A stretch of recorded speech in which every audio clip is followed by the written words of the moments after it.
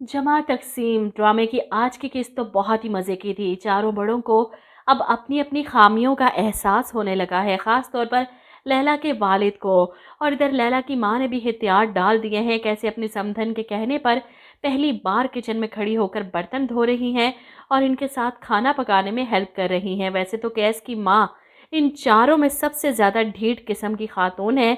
जो कुछ आज इन्होंने ड्रामा किया, इसके बाद कैस की बातें सुनकर रफ़ीक साहब को भी सोच में पड़ जाते हैं कि शायद कैस ठीक ही कह रहा है।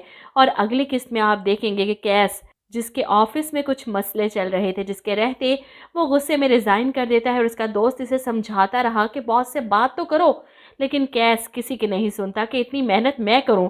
और इसके बाद भी ये सब वो रिज़ाइन करके लैला के पास जाता है इससे बात करने। और लैला परेशान कि रिज़ाइन तो तुमने कर दिया है, लेकिन जो ऑफिस की तरफ से हमें घर मिला है वो खाली करना पड़ेगा, ये सोचा है तुमने?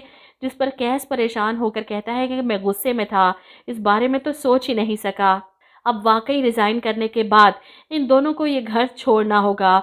और घर में चारों बच्चे अभी तो मिलजुल कर रहना सीखना शुरू हुए हैं, एक दूसरे को ताने देने की बजाय अब एक दूसरे के काम आने लगे हैं। लैला की माँ अपनी समधन से खाना पकाना सीख रही हैं और वहीं लैला के वालिद रफ़ीक साहब के साथ जुमा की नमाज़ पढ़ने के लिए तैयार होकर निकलने लगे हैं।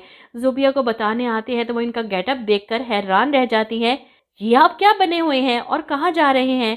जिस पर वो बताते हैं कि नमाज़ पढ़ने जा रहा हूँ और फिर कुरान पाक भी पढ़ना है। ज़ुबिया हैरान होकर सवाल करती है, किससे? जिस पर वो बताती है, एक बहुत अच्छा टीचर मिला है मुझे। ज़ुबिया को हैरत होती है सब देखकर, तबीयत ठीक है आपकी? जवाब में वो कहते हैं कि तबीयत ठीक करने की कोशिश कर रहा हूँ। अब ये देखकर बहुत अच्छा लगा कि जिस असल से ये भटक गए थे, इस रास्ते पर चलने की दोबारा कोशिश की है। रफ़ीक साहब से कुरान पाक पढ़ना सीखेंगे, नमाज़ पढ़ना भी।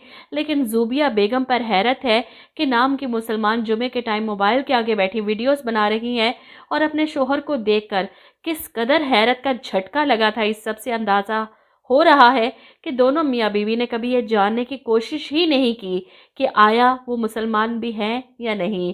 खुद को मॉडर्न समझना और सोसाइटी में अपना मकाम बनाने का मतलब ये तो नहीं कि दीन से दूर हो जाओ कि कहीं लोगों को अजीब ना लगे। ड्रामा बहुत अच्छे से अपना कॉन्सेप्ट क्लियर कर रहा है कि हर चीज़ में मियाना रवि इख्तियार करो, ना ही बहुत ज़्यादा जाहिलाना और दकियानूसी सोच रखो और ना ही बहुत ज़्यादा ओवर मॉडर्न बन जाओ कि दीन को भूल जाओ। दीन और दुनिया साथ लेकर चलो।